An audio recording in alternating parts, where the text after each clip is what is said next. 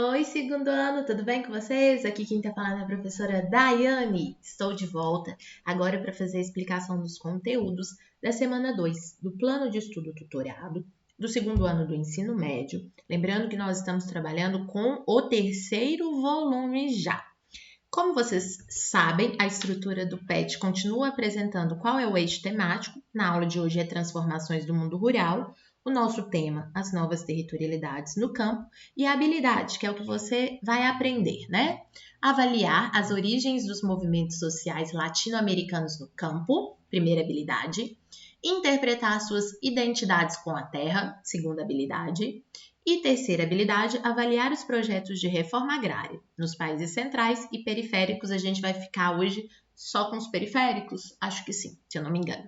Conteúdos relacionados, nós temos aqui reforma agrária, que eu trabalhei um pouquinho na aula de semana passada, mas eu vou reforçar.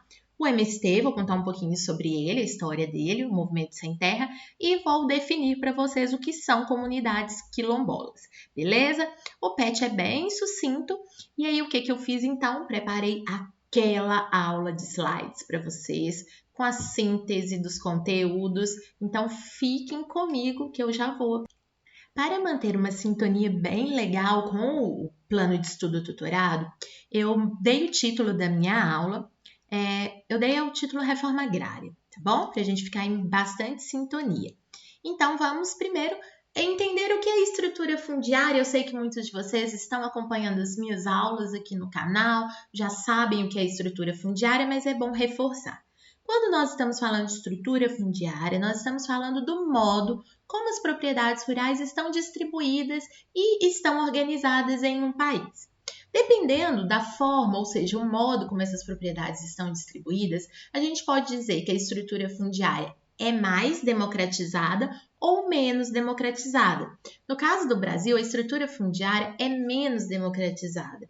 Como que a gente percebe isso? No fato de que há muita concentração de terras no Brasil. Nós temos uma estrutura fundiária muito concentrada, ou seja, tem poucas pessoas que concentram um grande volume de terras. Conforme eu expliquei na aula de semana passada, isso tem motivos, isso tem origens históricas. E o que é a reforma agrária? A reforma agrária é a redistribuição das propriedades rurais. Por que se faz reforma agrária? Para atender a determinados princípios, como, por exemplo, o princípio da justiça social, o princípio do desenvolvimento rural sustentável e a ideia de aumentar a produção, aumentar a produtividade. De onde saiu a definição que eu estou usando para a reforma agrária e os princípios que orientam a reforma agrária? Eu estou usando uma lei brasileira, que é o Estatuto da Terra, uma lei federal, a Lei 4.504, de 1964. O Estatuto da Terra definiu a obrigatoriedade do Estado brasileiro, do governo que assume o Estado brasileiro, de fazer a redistribuição das propriedades rurais. Daiane, mas por que fazer a redistribuição das propriedades rurais? Ora, porque a estrutura fundiária brasileira é muito concentrada e muito desigual. Tem muita terra que não produz. E se ela não produz, se ela não dá abrigo, se ela não garante moradia, ela não está cumprindo a sua função social. E de acordo com a nossa Constituição Federal, a principal função da terra é a função social, que é garantir abrigo e alimento. Ok? Por isso que se faz a reforma agrária. Aqui eu vou contar um pouquinho de história para vocês. De onde é que surgiu a Lei de Reforma Agrária, que é o Estatuto da Terra? Os conflitos pela posse de terra no espaço rural brasileiro são muito antigos. Eles remontam o processo de colonização brasileiro. Desde a formação das capitanias hereditárias, já houve uma distribuição muito desigual da terra e conflitos aconteceram.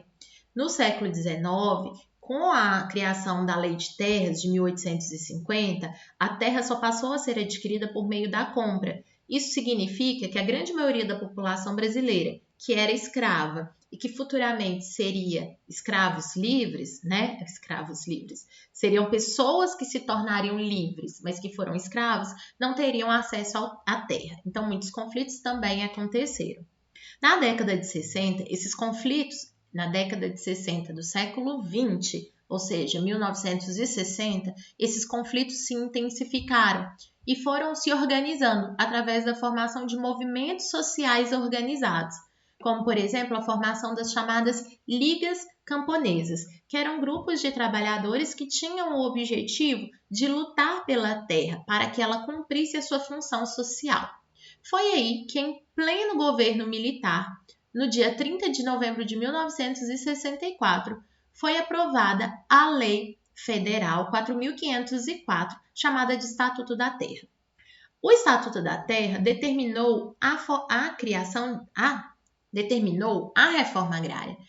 Entretanto, a gente precisa entender o seguinte, que na verdade o Estatuto da Terra foi uma jogada política dos militares para tentar dissolver os movimentos sociais organizados no campo. Como os movimentos sociais organizados no campo, as ligas camponesas, a Comissão Pastoral da Terra, eles tinham como objetivo que a reforma agrária fosse feita, a partir do momento que o governo da época instituiu o Estatuto da Terra e garantiu por lei a reforma agrária, muitos desses movimentos foram se desorganizando porque entenderam que eles tinham ganhado. Outros também foram perseguidos porque durante o regime militar houve muita repressão aos opositores, né? Então, o Estatuto da Terra, ele garantiu que a reforma agrária seria feita por lei. Entretanto, a reforma agrária é um processo muito complexo, porque muitas vezes entra numa disputa judicial e aí ela pode demorar décadas e mais décadas. E aí acaba que na prática a reforma agrária não foi feita de fato no Brasil, ela vem sendo feita aos pouquinhos. O artigo 2º do Estatuto da Terra diz o seguinte: é assegurado a todos a oportunidade de acesso à terra, condicionada pela sua função social na forma prevista nesta lei. Olha que confusão que vai acontecer a partir daí. Porque, olha, o Estatuto da Terra garantiu aquilo que os movimentos sociais organizados tanto lutavam, que era garantir que todos tivessem a oportunidade de ter acesso à terra, para que ela de fato cumprisse sua função social. Entretanto, nós sabemos que não foi isso que aconteceu. Por que nós sabemos que não foi isso que aconteceu? Porque, como eu disse, a estrutura fundiária no Brasil continua concentrada. Se isso daqui, que o artigo 2º da lei de 1964 fala, tivesse sido alcançado, nós não teríamos hoje uma estrutura fundiária concentrada, mas nós temos. Então, o que a gente pode concluir? A gente pode concluir que a reforma agrária no Brasil existe em lei, mas ela não foi operacionalizada, ela não foi colocada em prática pelo poder público. E o fato de ter uma lei que garante que todos tenham acesso à terra, mas que não foi colocada em prática, na verdade serviu para aumentar os conflitos no campo. E aqueles movimentos sociais que tinham se desorganizado durante o regime militar vão voltar a se organizar. Então vão surgir, inclusive, novos movimentos sociais para poder pressionar o poder público a realizar sua obrigação. Nesse caso, Daiane, qual obrigação? A reforma agrária, ou seja, a redistribuição das propriedades rurais. É aí que vai surgir o movimento dos trabalhadores rurais sem terra, também conhecido como movimento dos sem terra ou só MST. A origem do MST é do início dos anos 80, mas oficialmente ele foi fundado em 1984. Ele foi criado no município de Cascavel, no estado do Paraná. Os objetivos do MST são lutar pela terra, lutar pela reforma agrária e lutar por mudanças sociais no país. Esses são os 3 objetivos do MST. Por que lutar pela terra? Porque a terra deve cumprir sua função social. Por que lutar pela reforma agrária? Porque ela está prevista em lei, ela só não foi operacionalizada como deveria. E lutar por mudanças sociais, como por exemplo uma melhor distribuição de renda para as pessoas, não só terra, mas também renda. Como o movimento do sem terra atua? De várias formas, mas através da ocupação das terras. Então, eles ocupam terras improdutivas, propriedades que podem ser ou do poder público ou propriedades privadas. Porque a própria lei da reforma agrária, que é essa daqui, ó, vou voltar lá. A própria lei 4.504 diz que terras mesmo as privadas, se elas forem improdutivas, elas podem sim ser usadas pelo poder público para fazer a reforma agrária. Então, o que o MST faz? Ocupa essas terras para pressionar o poder público a fazer a reforma agrária que ele tanto enrola para fazer desde a década de 60. Além de ocupar as terras, o movimento também faz acampamentos, realiza marchas, tanto regionais quanto marchas nacionais. Alguns membros fazem jejuns, greves de fome, realizam vigílias e manifestações, tanto no campo quanto na cidade. E por fim, os quilombolas, que é um conteúdo também da aula do PET. O que são quilombolas? Aqui está a definição, olha. São descendentes e remanescentes de comunidades formadas por escravizados fugitivos, os quilombos. Então, o quilombola não é um escravo fugitivo, não é isso. Os quilombolas são pessoas que descendem, ou seja, são remanescentes daquelas comunidades que no passado foram formadas por escravizados que fugiram. Os quilombos, né, foram formados entre o século XVI e o ano de 1888, final do século XIX, quando houve a abolição da escravatura no Brasil, certo?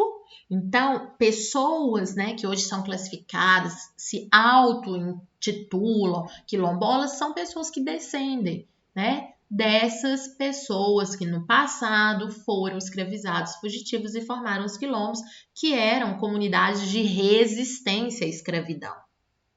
Existe um decreto de 2003 no Brasil, é o decreto 4.887, de 20 de novembro de 2003, que regulamenta formas, que regulamenta o processo de instituição de uma comunidade quilombola. Não é simples.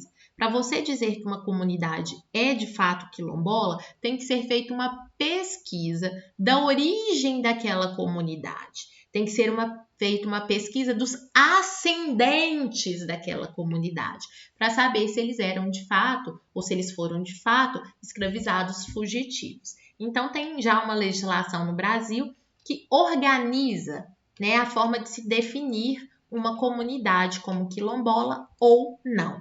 Ok, gente? Então, essa foi a aula curtinha. Quem tiver dúvida, assiste de novo, é uma aula curtinha. E na quinta-feira eu tô de volta para fazer a correção das atividades. Um beijo!